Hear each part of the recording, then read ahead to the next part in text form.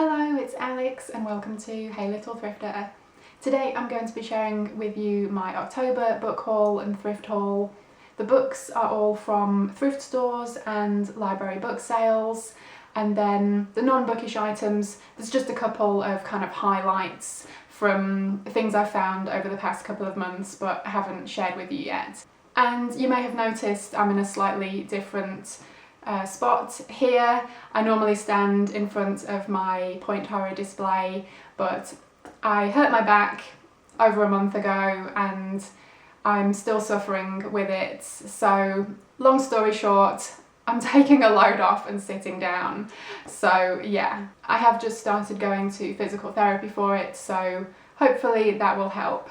But anyway, more importantly, onto the books. So here are a few from library book sales. First up is The Great and Secret Show by Clive Barker.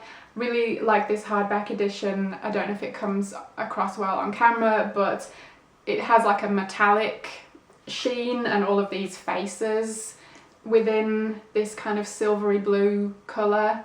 Anyway, I was really pleased to find this one because it was in great condition. I got The Taking by Donald Beeman, and I spotted the spine of this that said leisure horror, or leisure as y'all like to say. Doesn't sound as good, leisure horror, for some reason. Anyway, it's from 1997 and yeah, I figured I'd pick it up and give it a go. Next is Robert Bloch's Psychos, which is an anthology edited by Robert Bloch, and it's from the Horror Writers Association. It's got various short stories from people like Stephen King and Richard Matheson. So yeah, this looks like fun. Speaking of Richard Matheson, I found this copy of I Am Legend and Hell House. I have read I Am Legend, which was excellent, but I have not read Hell House, and I always hear really mixed things about that book. People seem to either love it or hate it, but it's definitely one I'd like to read for myself at some point, so not the most exciting edition, but I was pleased to find it anyway. I got Kiss Daddy Goodbye, a novel of terror by Thomas Altman. This seems like more of a thriller rather than horror, but it looked interesting anyway. And I have another of his novels, Black Christmas, not related to the film of the same name, but that's one I'm definitely looking forward to reading this December. I was really pleased to find a hardback edition of Burnt Offerings by Robert Marasco. I have another edition of this, the more recent reprint from Valancourt Books, but it was a book that I really enjoyed. I gave it 5 stars and I've always really admired this particular cover. This one is just the book club edition rather than like a first edition or anything, but I was still really happy to find it. I also found this hardback of The Vision by Dean Koontz. I do have a paperback edition of this, which has like a Ouija board on the front. I think it's probably like a 90s reissue, but I saw this cover and I thought it was absolutely beautiful, so I couldn't resist it. I think it was only, you know, $1 or something, so I couldn't say no. It is a bit battered and has some water damage, but still, I thought it was lovely. And now that I have 2 copies of it, I should probably get around to reading it one of these days. I found Perfect Days by Rafael Montes. This is a thriller about a kidnapping, and it's one I've heard a lot of good things about from other people here on BookTube. So yeah, I was really happy to find this one and look forward to reading it. Those were all of the books I found at a few different library book sales, and now I just have a few books that I found at thrift stores. One is a Fear Street book by R.L. Stine. This is The Dare, and the tagline is, "Some girls will do anything for a guy, even kill." Dun dun dun. This is my second Fear Street book, very exciting. So yeah, this one should be fun.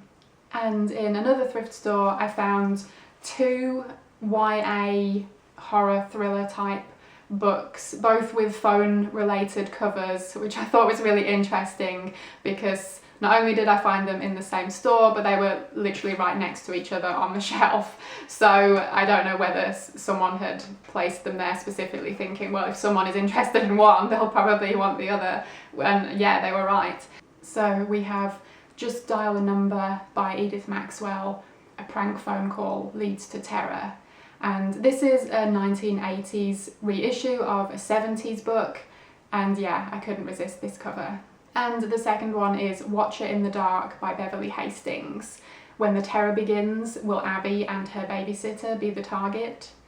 Probably.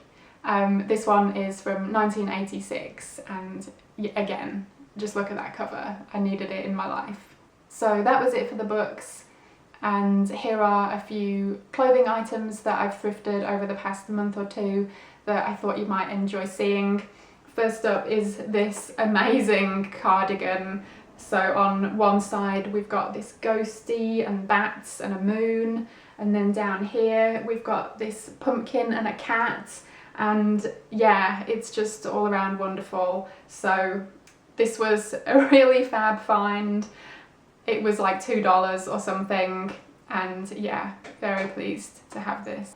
I got these amazing vintage jeans. I think these were maybe $2 or $3, and yeah, they're just your classic high waist, acid wash jeans. They're by Lee. I actually didn't think they were going to fit, but I knew I had to at least give them a go and try anyway, and I was very happy to find they did fit. So yeah, they are a bit short on me, but you know, we can make these things work. And then last up are these trainers. They're Reebok.